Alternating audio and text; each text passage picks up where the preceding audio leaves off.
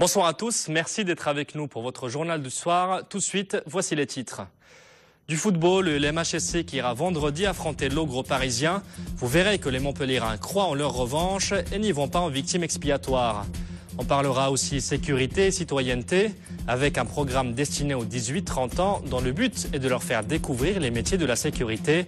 Enfin, on finira avec une touche de légèreté avec le festival Saperlipopette, un festival destiné au jeune public, mais pas seulement. On commence cette édition avec une information qui nous est parvenue tout à l'heure.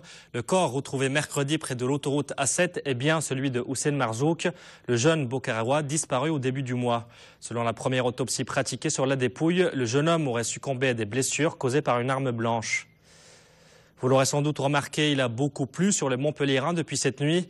Les fortes précipitations ont causé des inondations dans la ville, comme ici sur la rive du Lez, où l'avenue a été condamnée. Une crèche a dû être évacuée près du quai du Verdançon. Sport maintenant, MHSC contre PSG, où l'opposition entre le champion en titre et le champion attitré.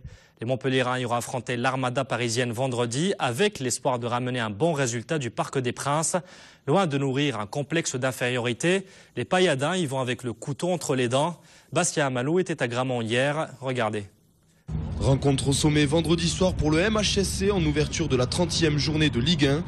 Le champion de France en titre rencontre son probable successeur de 2013 au Parc des Princes. Affronter le Paris Saint-Germain est bien délicat, surtout sur sa pelouse, mais l'entraîneur montpelliérain a l'ambition de rester fidèle à son plan de jeu. De subir, c'est pas, je pense pas que ce soit la solution. Je crois qu'il faut, et comme on l'a toujours fait, et comme je l'ai toujours fait, et je continuerai à le faire, c'est de garder nos qualités, c'est-à-dire imposer entre.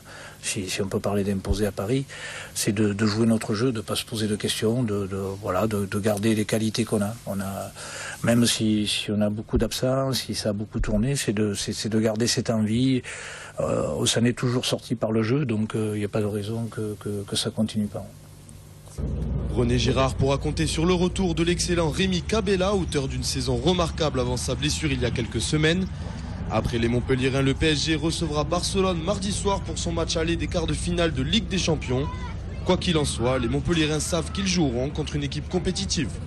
Il n'y a pas de bon moment à le prendre. Je crois que les mecs aussi qui vont jouer vendredi, peut-être c'est pas eux qui vont jouer contre Barcelone, mais eux qui vont jouer vendredi, ils vont essayer de montrer qu'ils vont essayer de trouver une place dans l'équipe.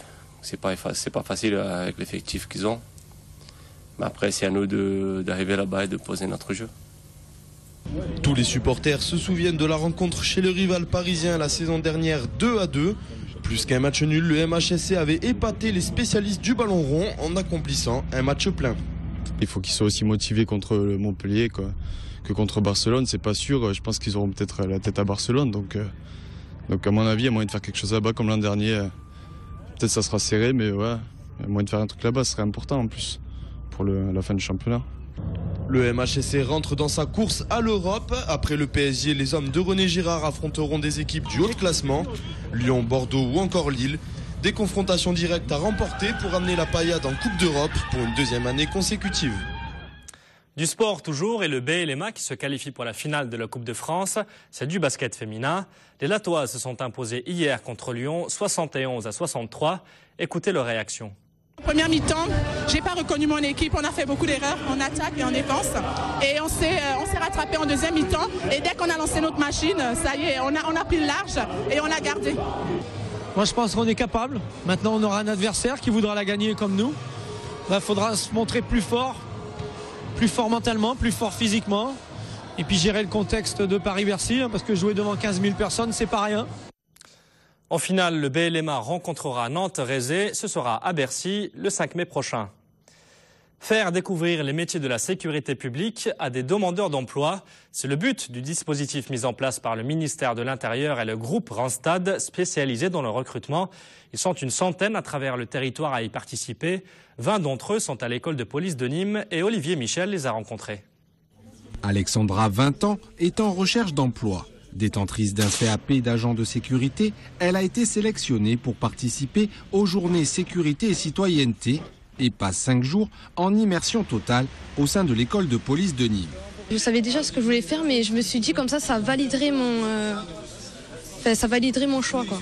Et l'objectif, c'est de faire découvrir à ces jeunes gens les métiers de la sécurité dans leur ensemble. Cet après-midi, on organise un forum avec des partenaires extérieurs, gendarmes, armées, pompiers, et donc de faire découvrir la vie aussi d'une école de police, donc vue de l'intérieur.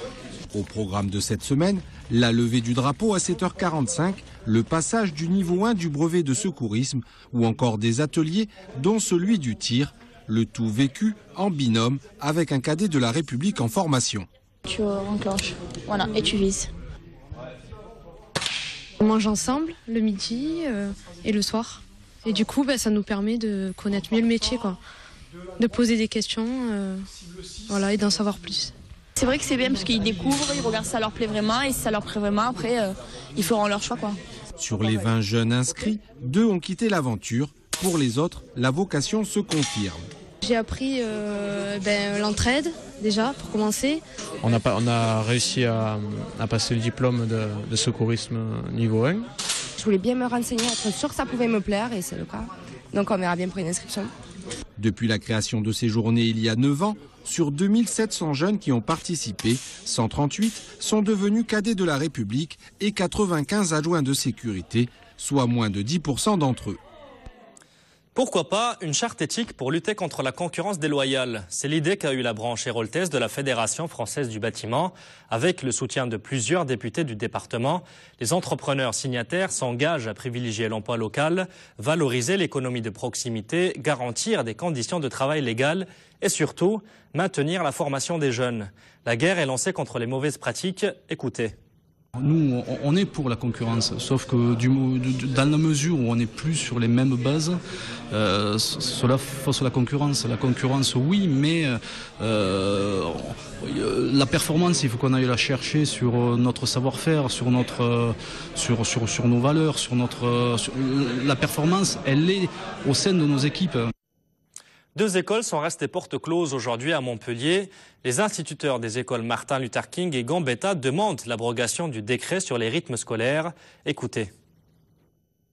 Ce que nous souhaitons, c'est effectivement, pour l'intérêt des enfants et pour une véritable réforme du rythme scolaire, revenir à la semaine de 4 jours et demi.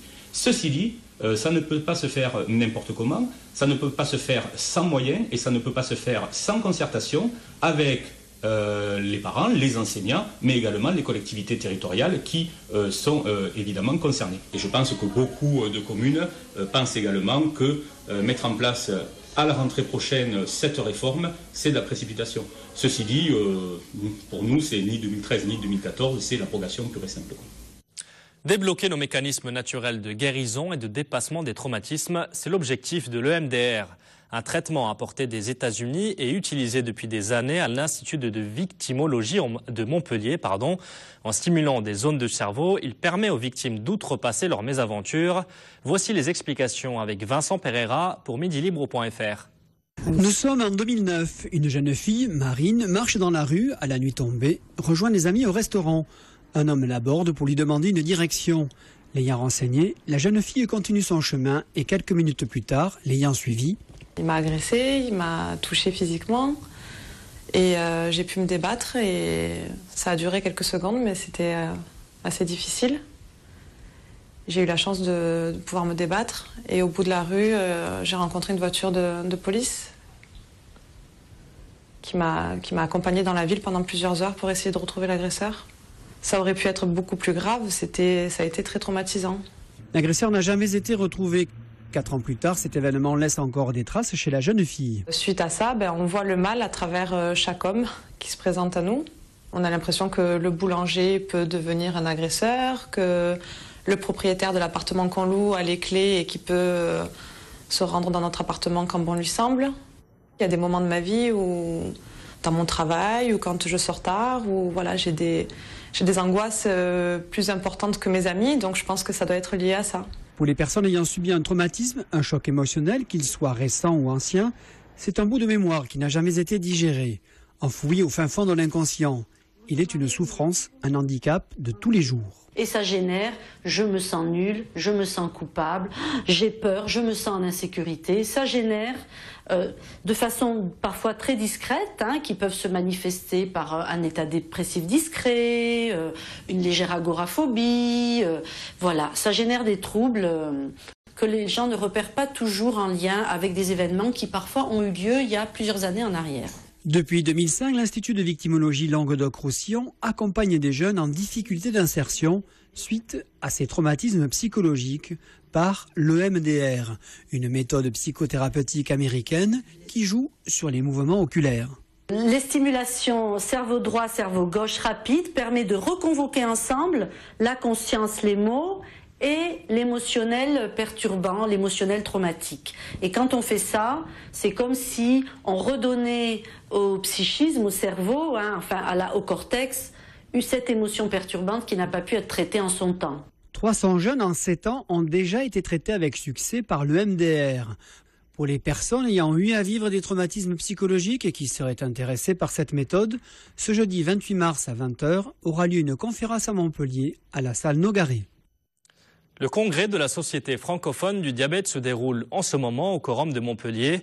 Jusqu'à demain soir, plus de 4500 professionnels de la santé venus du monde entier font le point sur les connaissances autour de cette maladie qui touche plus de 3 millions de personnes en France. Un chiffre en constante évolution, notamment chez les jeunes, mais des signes positifs tout de même. La recherche avance. Écoutez.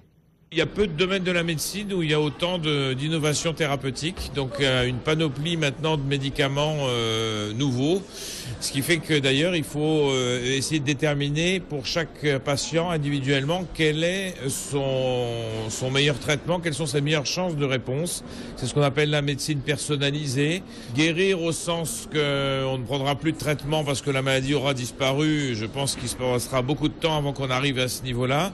Mais par contre, contrôler le diabète, c'est-à-dire éviter les conséquences du diabète, je pense qu'on progresse pas à pas dans le bon sens. Montpellier, vous le savez, est en pointe dans le domaine puisque l'unité d'endocrinologie du CHU teste depuis 2 ans un pancréas artificiel pour les patients atteints du diabète de type 2. Saint-Père-Lipopette, vous connaissez sans doute, et pour cause. La 20e édition se tiendra le dernier week-end d'avril et le premier week-end de mai. Un festival destiné au jeune public, mais pas seulement.